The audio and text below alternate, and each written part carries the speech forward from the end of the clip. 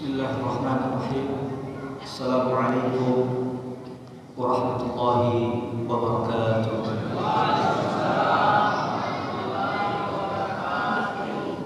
Alhamdulillahi ala ihsani wa syukru lahu ala taufiqihi wa imtinanihi wa salawatu rabbi wa salamuhu ala nabiyyina Muhammadin ad-da'i ila ridwanihi wa ala alihi wa ashabihi wa ikhwani.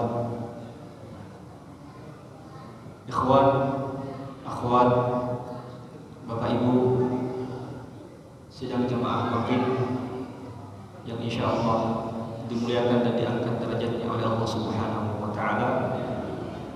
Pada malam yang berbahagia ini, hari Sabtu tanggal 22 Dzulqa'dah tahun 1442 Hijriah, sebuah kebahagiaan sekaligus menjadi kesyukuran bagi kita sampai pada tanggal 22 ini, yang artinya kita akan menyelesaikan bulan Dzulqa'dah yang merupakan bagian dari bulan-bulan haram dan merupakan bulan haram pertama, bulan-bulan yang Allah Subhanahu wa taala muliakan, yang Allah sucikan, di mana dahulu orang-orang Arab begitu mengagungkan bulan-bulan haram ini.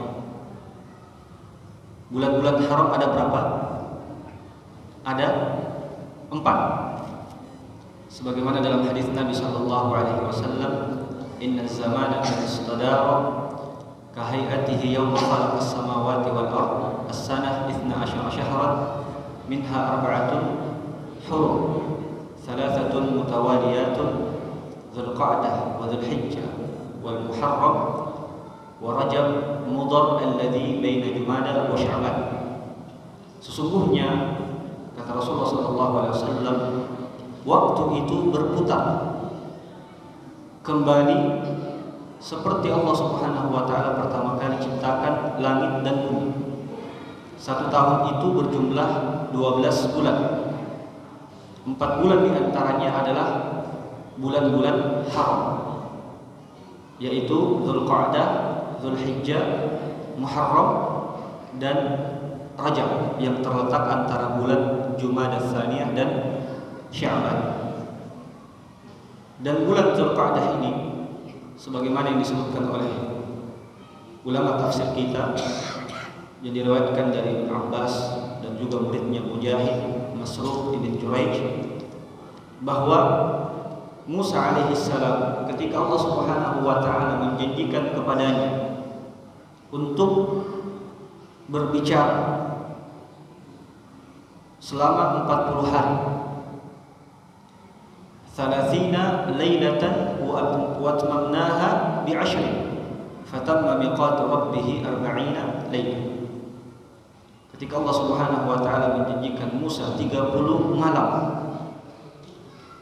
dan Musa mendatangi Allah Subhanahu wa taala. Ulama tafsir kita menyebutkan 30 malam ini adalah 30 malam bulan Dzulqa'dah, dan 10 tambahannya adalah 10 malam bulan Dzulhijjah, yang kemudian pada hari ke-10 Dzulhijjah Allah Subhanahu wa taala berbicara kepada Musa, sehingga Nabi Musa alaihissalam dikenal dengan kalimullah. Salawat dan taslim senantiasa kita curahkan kepada baginda Rasulullah sallallahu alaihi wasallam. Bapak Ibu yang dimuliakan Allah Subhanahu wa taala, insyaallah kajian kita pada malam yang berbahagia ini adalah seputar fikih kurban, yang insyaallah sebentar lagi, kurang dari 20 hari, kita semua akan menyambut momen yang spesial ini, yang setiap tahunnya terulang. Makanya Id disebut Id dari bahasa Arab yang artinya ada ya'udu, yang artinya tiap tahun itu datang. Makanya iyadatul marid, kita juga menyebut mengunjungi orang sakit ya, karena datang. Dan seperti itu juga dengan Idul Adha, Idul Fitri ya, kita sebut Id karena sesuatu yang berulang setiap tahunnya. Nah, momen-momen seperti ini, Bapak Ibu yang dimuliakan Allah Subhanahu wa taala, kita tidak ingin setiap tahunnya kejadian seperti ini datang begitu saja dan pergi begitu saja, tanpa kita mau mencari tahu dan belajar serta mengetahui keberadaan kita di waktu-waktu yang berharga ini. Apa saja keutamaan-keutamaan, kemudian kemuliaan-kemuliaan, dan apa yang kita lakukan. Karena hidup kita adalah untuk ibadah kepada Allah Subhanahu wa ta'ala. Sehingga ketika kita mendengarkan bahwa sebentar lagi Idul Fitri, sebentar lagi kita akan potong kurban, dan insya Allah di masjid ini sudah berapa? 5 ya, insya Allah akan bertambah dan bertambah, insya Allah. Nah, tentunya kita ingin mengetahui fikih kurban ini. Kenapa kita harus mengetahui tentang fikih? Karena Allah Subhanahu wa ta'ala disembah di atas ilmu. Kita adalah agama yang dibangun di atas ilmu. Ketika kita ingin menyembah Allah, maka kita menyembahnya dengan ilmu. Sebagaimana Allah Subhanahu wa ta'ala berfirman, "Qul hadhihi sabili ad'u ila Allahi 'ala basirah." Katakanlah wahai Muhammad, inilah jalanku, aku mengajak di atasnya kepada Allah dengan apa? Di atas apa? Basirah, dengan ilmu.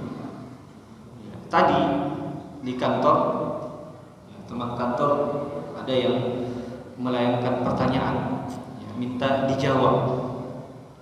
Pertanyaannya adalah, apa hukum menjual emas lama dengan emas baru? Kalau kita menjual emas lama dengan emas baru, tentunya karena emasnya sudah lama, maka harganya otomatis akan turun. Otomatis ini kita katakan tukar tambah. Tukar tambah. Apa hukumnya? Hukumnya adalah haram. Tidak boleh. Karena jelas sabda Nabi sallallahu alaihi wasallam, "Adz-dzahabu bil-dzahabi riba." Tukar emas dengan emas itu adalah riba. Apalagi ditambahkan kadarnya dengan uang. Ini adalah riba. Sebagaimana di zaman Nabi sallallahu alaihi wasallam, Bilal radhiyallahu ta'ala anhu bertanya kepada Rasulullah, "Wahai Rasulullah, kami membeli satu sok." Ya, satu sok. Sok itu artinya 4 kepalan tangan. Ya, kalau kita mengepalkan kedua tangan kita, ya, 4 kali seperti ini, itu sama dengan satu sok. Ya, Bilal mengatakan, kami menjual satu sok, ya, kurma yang baik dengan 2 sok. Ya, kurma yang jelek, artinya kualitas kurma itu lebih turun. Ya. Maka kata Rasulullah SAW, "Awwah ainur riba." Kata Rasulullah, itu adalah intinya riba. Kembali permasalahan tadi, maka saya katakan kepada teman, ya solusinya adalah jual kurma itu, emas itu yang lama. Ya, kemudian setelah itu beli emas yang baru, tambahkan dengan uang yang dia miliki. Mungkin ada yang bertanya, kan sama.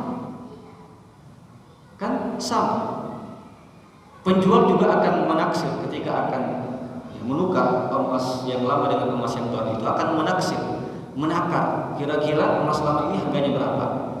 Misalkan 700.000 dijual, maka yang ditambahkan adalah 300.000. Apa susahnya? Sekilas tidak ada yang berbeda, karena pada intinya yang menukar emas lamanya ini dengan emas yang baru akan membayar uang 1 juta.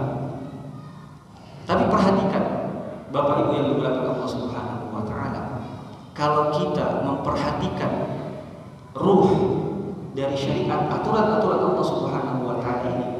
Aturan ini ada bukan hanya sekedar kita melakukan interaksi muamalah dengan saudara-saudara kita. Namun dengan hadirnya aturan-aturan Allah Subhanahu wa taala, di situ kita merasakan ada nilai-nilai ibadah. Ada nilai-nilai apa? Ibadah. Seperti kasus yang kita sebutkan tadi. Kenapa tidak langsung saja tukar tambah?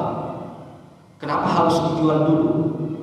Buang-buang waktu. Kenapa tidak langsung saja ditaksir oleh pembeli? Ya, sekian kamu tambah 300.000. Kenapa harus dijual dulu? Karena ini adalah aturan Allah Subhanahu wa taala. Dan di balik aturan ini adalah nilai ibadah. Yang ini harus kita pahami. Sehingga ketika ada aturan Allah Subhanahu wa taala, kita tidak lagi harus sibuk berpikir, kok bisa seperti ini? Kenapa tidak langsung seperti ini? Tidak. Karena sifat orang-orang beriman, wa ma kana lil mu'minin wa la mu'minatin idza qada Allahu wa rasuluhu amran an yakuna lahumul khiyaratu min amrihim. Tidaklah layak mukmin laki-laki dan mukminah wanita ketika Allah Subhanahu wa taala dan Rasulnya memutuskan suatu perkara akan ada baginya pilihan yang lain. Ketika ini adalah perkataan Allah, perkataan Rasulnya, kita berserah diri. Inilah hakikat Islam. Karena Islam adalah al-istislam lillahi wal inqiyadu lahu bitta'ah. Pasrah sepenuhnya terhadap aturan-aturan Allah Subhanahu wa taala. Ini adalah muqaddimah agar ketika kita belajar fikih qurban, maka kita sedang belajar ibadah kepada Allah Subhanahu wa taala. Nah, qurban sendiri diambil dari kata al-qurb yang artinya dekat. Dekat. Dan istilah ini diambil dari kejadian dua anak Adam. Biqurbanin ta'kuluhu, dengan kurban yang dipersembahkan oleh dua anak Adam. Namun istilah yang dikenal di tengah ulama kita fuqaha adalah istilah udhiyah. Istilah apa? Udhiyah. Makanya kita kenal dengan Idul Adha. Idul Adha. Akan tetapi mungkin dengan lisan Indonesia kita lebih melekat dengan istilah kurban.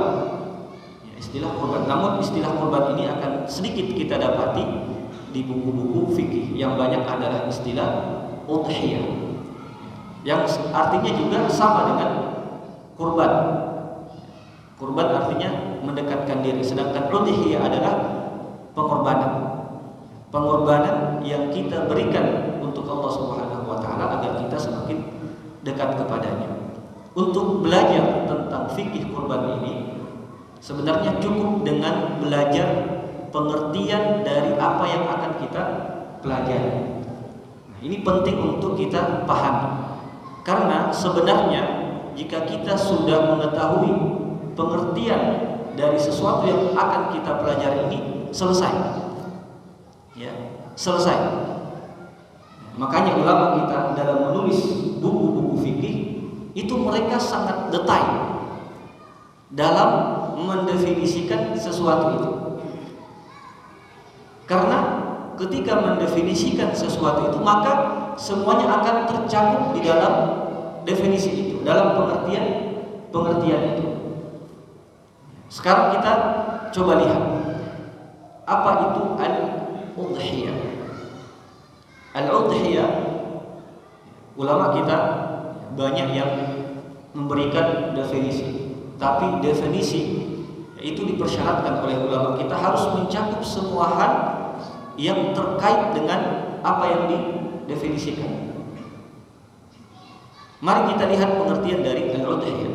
Kalau kita sudah paham pengertian udhiyah, kita akan paham seluruhnya.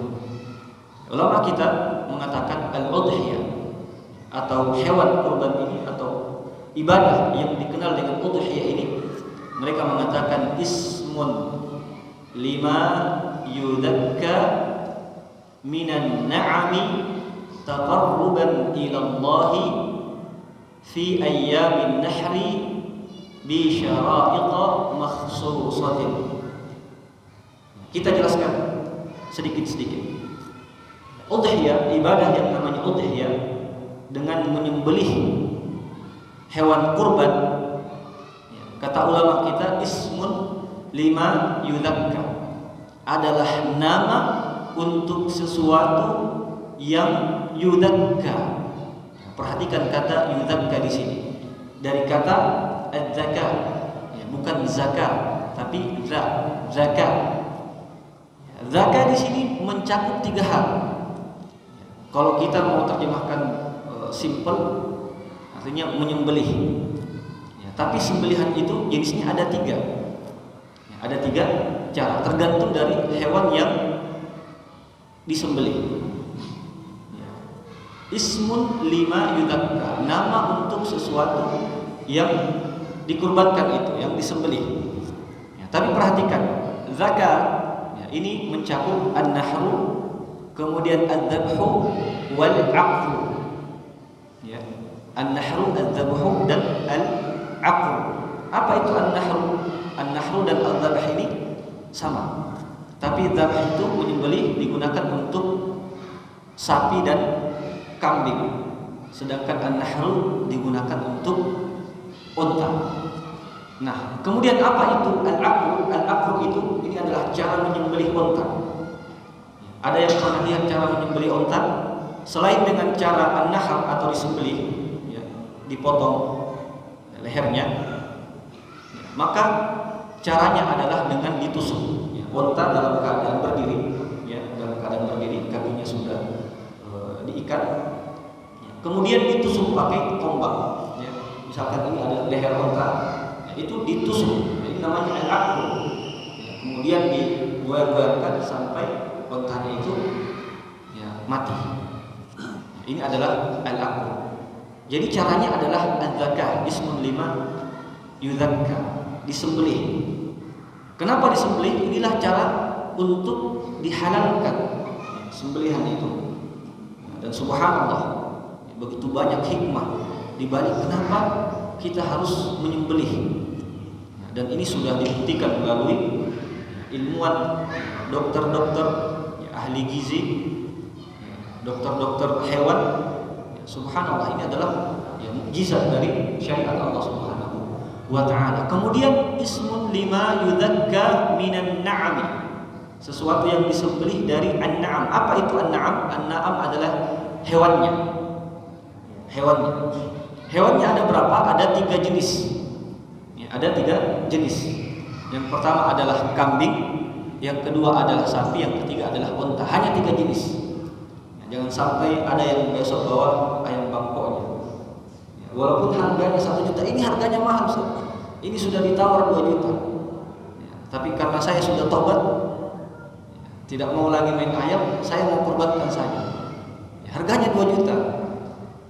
Tapi tidak dibolehkan. Kalau mau disembelih silahkan sembelih, tapi tidak terhitung kurban, sekalipun harganya jutaan. Hanya 3 jenis hewan ini. Ulama kita mengatakan bahwa kerbau itu masuk dalam kategori sapi.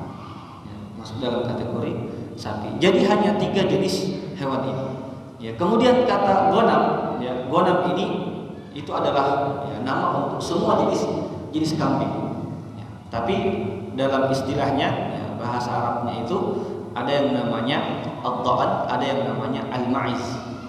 Ad-dha'n itu singkatnya bulunya tebal, yang bulunya bisa dijadikan buah. Ini namanya ad-dha'n.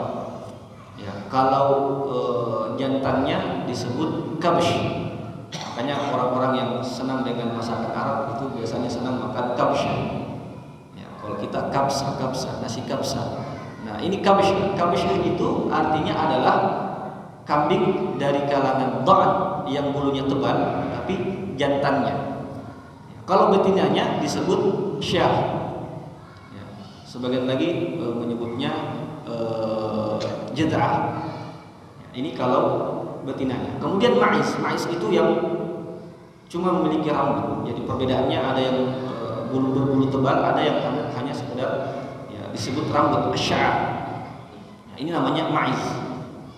Nah, itu yang biasanya tanduknya besar. Nah, ini disebut ma'is. Ya, itu disebut tais, ya, jantannya dan betinanya disebut ma'izah atau anazah. Nah, ini perbedaannya itu hanya di umurnya. Nah, karena orang Arab menyebutkan kabisya itu lebih besar dari kharuf, ya istilah-istilah mereka. Jadi kalau kita ditanya kambing kita tinggal bilang ini kambingnya umurnya 2 tahun, kambingnya umurnya 3 tahun. Tapi kalau orang-orang Arab ketika umurnya 2 tahun mereka punya nama sendiri. Ketika umurnya 3 tahun punya nama sendiri. Jadi bahasa Arab itu sangat luar biasa luasnya. Ya. Kemudian ismun lima yudhakka bihi minan na'am. Ya. Nama untuk sesuatu yang disembelih. Sembelih tadi ada 3 jenis kita sebutkan. Kemudian minan na'am dari 3 jenis hewan. Ya. Tujuannya untuk apa? Taqarruban ila Allah, untuk mendekatkan diri kepada Allah Subhanahu wa taala. Karena ada dari jenis hewan yang kita sebutkan tadi disembelih tapi bukan dalam rangka taqarrub kepada Allah. Disembelih karena ada tamu yang datang. Disembelih karena anaknya menikah. Disembelih karena ya memang lagi ya, mau makan. Ya, ini tidak dianggap taqarrub. Taqarrub itu ya, adalah diperuntukkan ya, untuk Allah Subhanahu wa taala. Makanya dari taqarrub itu ada yang dihadiahkan, ada yang disedekahkan. Ada yang dihadiahkan, ada yang disedekahkan. Nah, kemudian ini adalah taqarrub. Dan kita ketika menyembelih ini adalah bentuk taqarrub kita kepada Allah Subhanahu wa taala. Bentuk kurban kita. Bentuk pendekatan diri kita kepada Allah Subhanahu wa taala. Dalam sebuah hadis ya, ada sebuah kisah yang menarik yang diceritakan oleh Salman radhiyallahu taala anhu. Sekalipun kisah ini adalah kisah yang mauquf. Mauquf artinya ya, Bapak Ibu sekalian, adalah sebuah hadis yang disampaikan oleh sahabat radhiyallahu taala anhu. Namun ya, menurut ulama hadis ya, hadis itu tidak sampai kepada Rasulullah SAW. Artinya sahabat yang menyampaikan hadis ini tidak mendengar langsung dari Rasulullah SAW. Ya, boleh jadi dia mendengarkan dari sahabat yang lain, namun tidak disebutkan namanya, sehingga ulama hadis kita menyebutnya hadis yang mauquf. Artinya terhenti pada sahabat yang menyampaikan hadis itu. Hadis ini disampaikan oleh Salman ya, dalam kitab Zuhud Imam Ahmad rahimahullah taala. Beliau menyebutkan kisah ini ya, bahwa ada 2 orang laki-laki ya, anna rajulain ya, 2 orang laki-laki ini marra biqaumin lahum sanam. 2 laki-laki ini melewati sebuah pemukiman penduduk di mana penduduk ya, dari tempat itu memiliki berhala ya, lahum sanam. Wala yajuzuhu ahadun hatta yuqarriba lahu syai'an.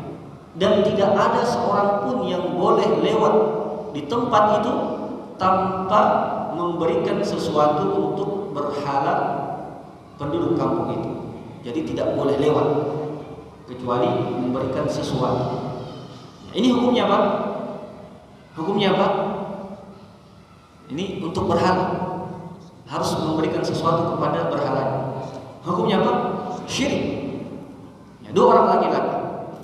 Ya, maka dikatakan kepada salah seorang di antara keduanya. Ya, faqalu li ahadihima qarrib. Ya, persembahkanlah sesuatu untuk berhala kami. Ya, laki-laki pertama tadi menjawab, ya, laisa indi syai'an uqarrib. Saya tidak memiliki sesuatu untuk aku persembahkan. Kemudian mereka menjawab, ya qarrib walau zubaban. Persembahkanlah untuk berhala kami walau hanya seekor lalat. Walau hanya apa? Seekor lalat. Ini karena kampungnya orang, apalagi mereka ini tidak membiarkan seorang pun lewat di situ sampai mempersembahkan sesuatu kepada berhala. Dia benar orang ini ya, seekor lalat. Seekor apa? Seekor lalat. Apa susahnya seekor lalat? Ya, kemudian dia pun mempersembahkan seekor lalat untuk berhala penduduk kampung. Kemudian mereka mendatangi orang yang kedua, dan orang yang pertama tadi ya, karena sudah mau mengikuti kemauan penduduk kampung dan mempersembahkan seekor lalat, maka diizinkan lewat. Ya, didatangilah orang yang kedua, diperintahkan dengan hal yang sama. Kemudian dia mengatakan, ma kuntu liuqarriba li ahadin syai'an dunallah. Dia dengan tegas mengatakan, saya tidak pernah mempersembahkan sesuatu apapun untuk siapapun selain Allah. Selain Allah, dia tidak pernah sesuatu apapun dan untuk apapun. Jadi sekecil apapun dia tidak pernah mempersembahkan kepada selain Allah Subhanahu wa Ta'ala. Artinya dia menjaga tauhidnya, menjaga dari dirinya dari perbuatan syirik sekecil apapun. Makanya di antara doa Rasulullah SAW, Allahumma inni a'udzu bika musyrika bika ya syai'an a'lamu wa astaghfiruka lima la a'lam.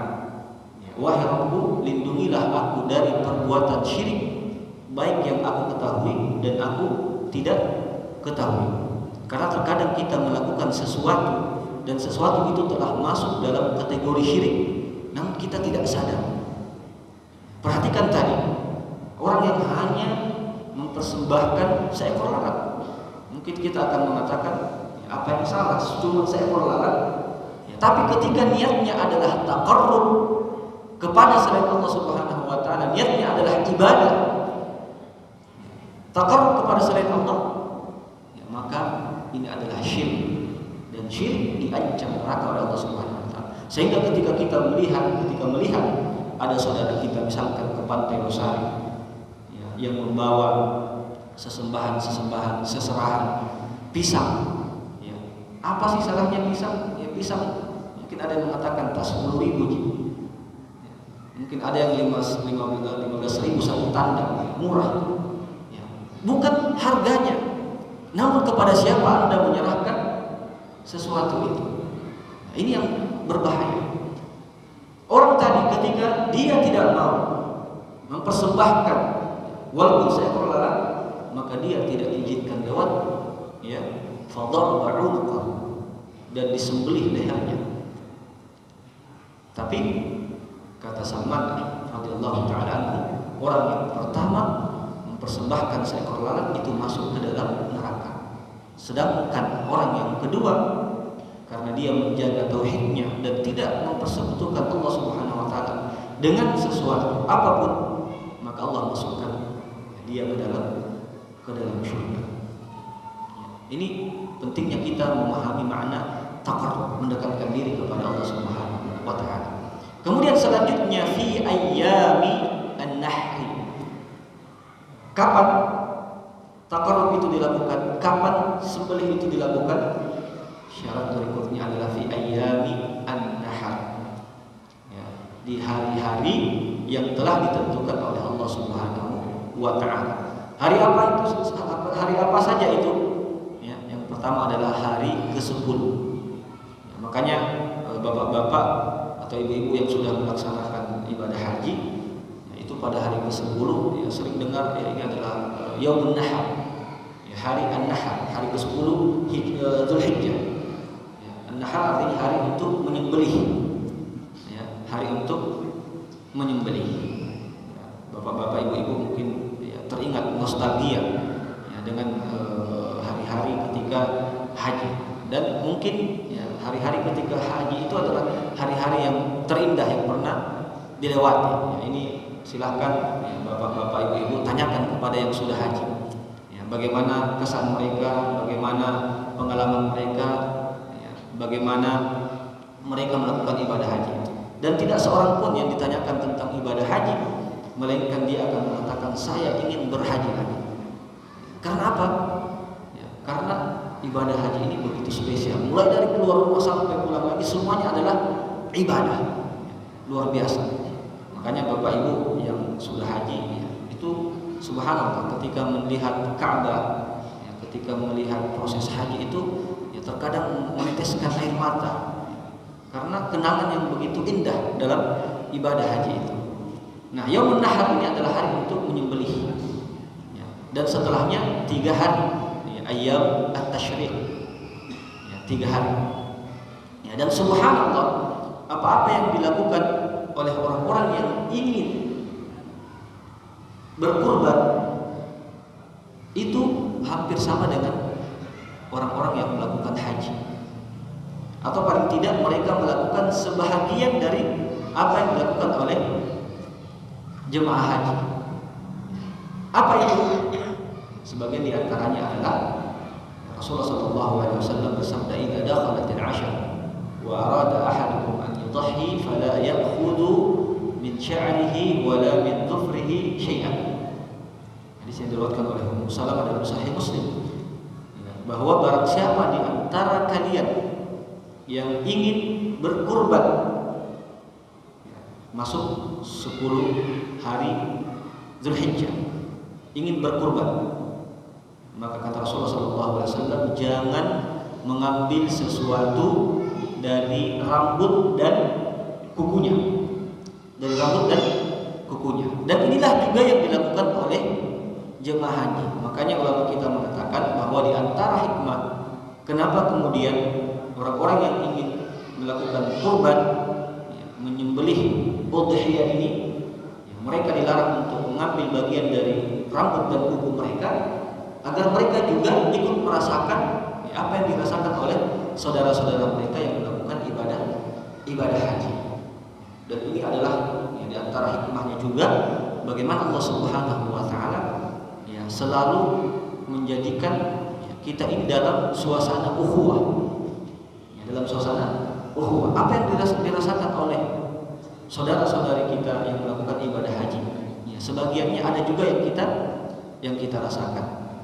Sebagian juga ada yang kita rasakan. Fi ayyamin nahri bi syara'id makhsusatin, ya, dengan syarat-syarat khusus. Ya. Jadi apa itu syarat-syaratnya? Nah, syarat-syaratnya ini isyarat berapa menit lagi? Sudah masuk? Berapa menit lagi?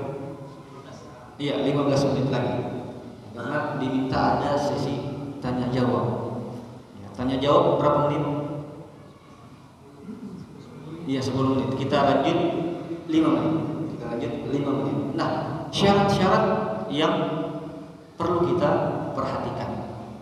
Ya, syarat-syarat yang perlu kita perhatikan.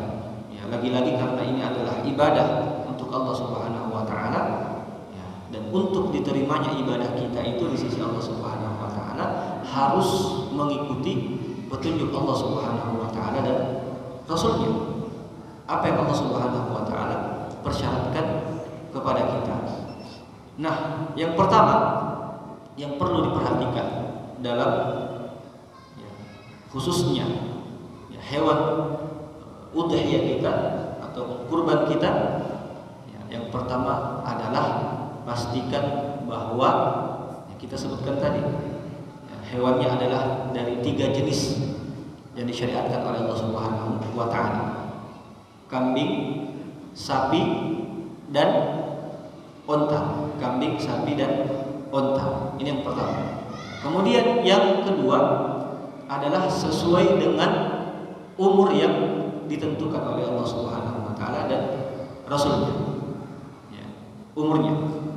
Rasulullah sallallahu alaihi wasallam menyebutkan la tadbahu illa musinnatan illa an ta'sur 'alaikum fatadbahu jad'atan. Atau kama qala Nabi sallallahu alaihi wasallam. Janganlah kalian menyembelih dari hewan kurban itu kecuali yang musinnah. Ya, musinnah ini dalam bahasa Arab artinya thaniyah. Thaniyah, dan thaniyah itu onta adalah yang berumur 5 tahun. Ya, yang berumur 5 tahun. Kemudian sapi yang berumur 2 tahun. Ya, kemudian kambing yang berumur 1 tahun. Ya, kecuali jada'ah. Jada'ah itu adalah betina dari ad-dha'n. Ya, ad-dha'n kalau kita sebut di sini mungkin biri-biri ya. Nah, itu boleh umurnya 6 bulan. Akan tetapi kalau kambing ya, ya, atau kita sebut ya ma'iz, maka dia harus umurnya adalah satu tahun. Ya, jadi jelas umurnya pastikan. Ya, ketika beli sapi pastikan umurnya itu 2 tahun. Pastikan umurnya 2 tahun. Ya, 1 tahun 10 bulan. Ya, beda-beda sedikit. Ya, tidak, jangan diterima. Ya, ibadah ini sekali setahun. Ya, pokoknya upayakan sesuai dengan syaratnya. Ya, upayakan sesuai dengan syaratnya. Dan Rasulullah SAW sendiri sangat ketat. Ya, nanti kita akan ceritakan ya, bagaimana Rasulullah SAW ketika hewan itu disembelih sebelum waktunya. Rasulullah SAW mengatakan ini adalah untuk sekedar makan, bukan untuk ya taqarrub kepada Allah Subhanahu wa ta'ala. Jadi perhatikan umurnya. Ya, kambing ya, kalau dia adalah kambing ya, apa namanya kalau biri-biri kan ya, jelas kita sebut biri-biri. Ya, kalau kambing apa namanya? Ya, kalau dalam bahasa Arab enak membahasakannya. Ya, ada tais, ada ma'iz. Ya. Kalau kita kambing, ya kambing biri-biri, ya ada domba. Ya, kalau kambing yang bertanduk yang biasa kita lihat, bebek. Iya, itu harus 1 tahun. Ya, kalau kurang dari itu jangan diterima. Ya, jangan diterima. Biasanya yang sudah ahli, ya mengerti tentang kambing, mengerti tentang dunia sapi, unta, itu sekedar melihat giginya ya, sudah tahu oh ini usianya sekian. Kalau ada giginya yang sudah tanggal, oh ini usianya sekian. Ya, tidak kurang dari itu. Ya, ini yang sudah tahu. Tapi kalau misalkan sudah punya kambing yang banyak, ya ini agak susah. Oh ini lahirnya tanggal sekian. Lihat kambing yang lain ini 100 ini. Kalau mau dicatat semua tanggal lahirnya, ya pusing. Apalagi warnanya mirip-mirip. Ya, makanya cara yang paling mudah adalah dengan melihat giginya. Ya, apakah cukup dengan sesuai usia? Ya, tidak. Ya, tapi perhatikan kambing itu bebas dari aib yang disebutkan oleh Rasulullah SAW. Ya, ada 4. Ya, ada 4. Yang pertama adalah al-aura al-bayyin awalha. Ya, al-aura itu artinya yang matanya cacat. Ya, entah itu matanya satu tidak ada, ya, masuk ke dalam, atau matanya keluar. Ya, ini tidak boleh. Ya. Kemudian al-maridatu, ya, yang sakit. Ya, yang sakit ini biasanya yang mengerti dunia kambing tahu ya, kalau kambingnya itu lagi sakit. Kemudian al-arja, ya, al-arja itu yang bermasalah dengan kakinya, tidak bisa jalan sebagaimana mestinya. Dan kemudian yang terakhir adalah ya al-arja, ya, kemudian yang terakhir adalah al-huzal. Ya, al-huzal itu yang kurus. Yang kurus. Nah, perhatikan 4 ya, syarat. Perhatikan betul. Ya, jangan yang bermasalah matanya, ya, jangan yang sakit, jangan yang pincang, dan jangan yang kurus. Ya, adapun aib-aib yang lainnya, ya itu ya dimasukkan ke dalam 4 golongan ini. Yang putus kakinya, yang putus tanduknya, ya, maka dikiaskan dengan 4 ini. Kalau sama dengan 4 ini atau bahkan lebih parah, ya, lebih parah ketika dikiaskan, maka tidak boleh. Ya, tidak boleh. Perhatikan, apalagi yang kurus ini, kadang yang kurus ini tidak diperhatikan. Apalagi kambing. Ya, biasanya kalau kurus itu kadang susah dibedakan ini kurus atau gemuk. Ya, tapi yang paham dunia hewan tahu kalau ini gemuk, ini kurus. Nah, ini perhatikan betul. Karena Rasulullah SAW mewanti-wanti sahabat radhiyallahu taala anhu. Ya, jelas. Ya. Kemudian dipotongnya di waktu yang sudah ditentukan. Harus setelah sholat Id, tidak boleh sebelum sholat. di zaman Rasulullah sallallahu alaihi wasallam sebagaimana diceritakan oleh Jabir radhiyallahu taala anhu, Rasulullah sallallahu alaihi wasallam salam sementara ya, sebagian sahabat sudah menyembelih ya, hewan kurban mereka. Kemudian Rasulullah sallallahu alaihi wasallam, barang siapa yang memiliki hewan kurban lagi maka potong yang semisal dengan hewan yang sudah dipotong sebelum sholat. Nah, ini singkat ya tentang fikih kurban, dan insyaallah kita akan lanjutkan lagi lebih jauh pada pertemuan berikutnya. Nah, masih ada tersisa waktu untuk bertanya. Tafadhol. Iya, nah. Iya.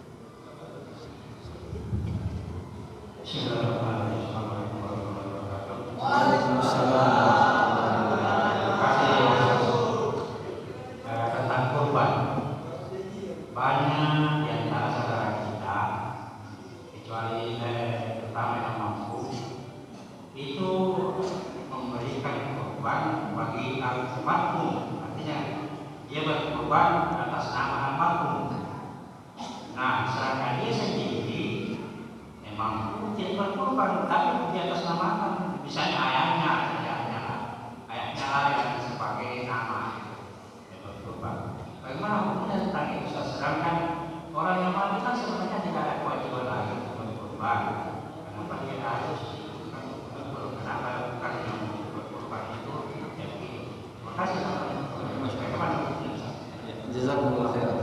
Ya sebenarnya sudah dijawab sendiri. Ya. Karena yang disyariatkan untuk berkurban itu adalah untuk orang yang hidup. Karena mereka adalah al-mukallafun, orang yang ditaklif, orang yang pada mereka ada sesuatu yang disyariatkan ketika memenuhi syarat itu. Ya. Sebagian ulama kita menyebutkan syarat untuk wajib. Ya. Sebagian ulama ada yang memandang wajib berkurban. Di antaranya adalah Syekhul Islam Ibn Taimiyah. Sekalipun yang rajih adalah yang pendapat yang rajih adalah bahwa kurban itu sunnah muakkadah. Ya, sunnah muakkadah. Sunnah muakkadah artinya apa? Sunnah yang tegas, sunnahnya. Ya, dipertegas oleh Rasulullah sallallahu alaihi wasallam. Jadi orang yang mampu maka baginya adalah sunnah muakkadah untuk kurban. Ya, adapun untuk orang yang meninggal, maka ketika ingin dikhususkan adalah mengkhususkan pahalanya, mengkhususkan pahalanya, diniatkan pahalanya. Adapun kurbannya sendiri, maka itu adalah pada orang yang hidup, pada orang yang hidup. Adapun yang meninggal, mereka kita harapkan dengan kurban itu, pahalanya sampai kepada mereka. Dan ini sebenarnya masalah yang sama dengan apakah membaca Al-Fatihah itu sampai kepada yang meninggal atau tidak. Nah, terlepas dari itu amalan-amalan soleh secara umum ketika diniatkan untuk orang yang meninggal, ini sebagian ulama kita, maka dikatakan sampai kepada mereka. Sekarang sampai kepada mereka. Sebagian lagi mengatakan tidak sampai, karena ketika meninggal anak cucu Adam maka terputuslah amalan-amalan mereka, kecuali apa? Kecuali 3. Dan sampainya amalan yang diharapkan sampai itu adalah dari anak-anak yang soleh. Jadi kalau tidak ada hubungan nasabnya dari anak yang soleh ini, maka ulama kita yang memandang tidak sampai itu adalah tidak sampai sekedar hanya untuk dia punya uang misalkan. Uang itu bukan punya yang meninggal, tapi untuk ahli warisnya. Nah, ini terkadang ada yang disalahpahami oleh masyarakat kita bahwa fulan masih ada uang di bank misalkan, dan belum dibagikan kepada ahli warisnya. Maka uang di bank itu bukan milik yang meninggal, tapi milik ahli warisnya. Ketika disedekahkan, maka itu adalah milik dan hak ahli warisnya. Sehingga kembali untuk menyatukan dua pendapat ini, maka amalan yang akan sampai kepada mayit adalah melalui siapa? Melalui anak yang soleh. Jadi ketika ada anak yang soleh, kemudian dia mendoakan, meniatkan pahala itu untuk orang tuanya, maka sampai melalui kesolehan anaknya itu. Ya, sebagian lagi ya dalam hadis disebutkan ya, Rasulullah SAW menyebutkan bahwa ada orang tua ya, di surga ya, itu diangkat derajatnya oleh Allah Subhanahu wa taala. Kemudian dia mengatakan, ya wahai Rabbku, dari mana aku mendapatkan kemuliaan ini? Ya, maka dijawab kepadanya, ini adalah istighfar dari anakmu. Ya, istighfar dari anakmu untuk dirimu. Ya, maka ini penting ya, untuk kita memiliki anak yang soleh dan soleha. Ya, jelas ya, Pak Haji ya. Baik, bisa ya. Sudah. Satu. Ya, ya penutup.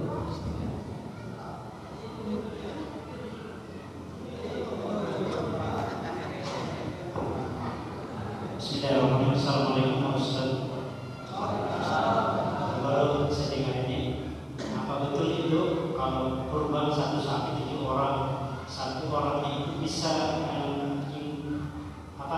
sama satu keluarga? Iya, nah. Ya. Jadi sapi itu untuk 7 orang. Ya, sapi untuk 7 orang, kambing untuk 1 orang. Ya, suami untuk 4. Ya, bukan saya yang bilang. Iya, jadi sapi itu untuk 7 orang. Ya, onta sapi ini untuk 7 orang. Dan itu sudah mencakup ya, man ya'ul, artinya siapa yang dibawa nafkah dari orang ini maka masuk di situ.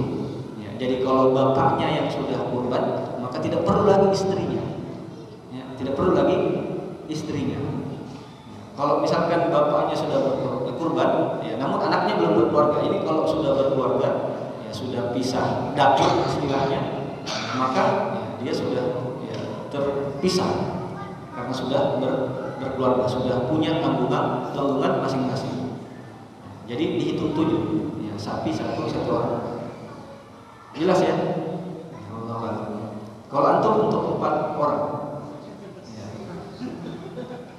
Nah,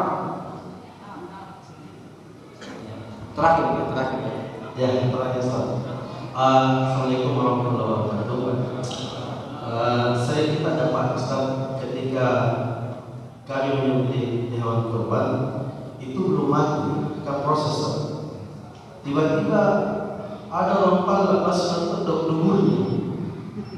Ataukah napot mengandung Ustaz buah dakarnya?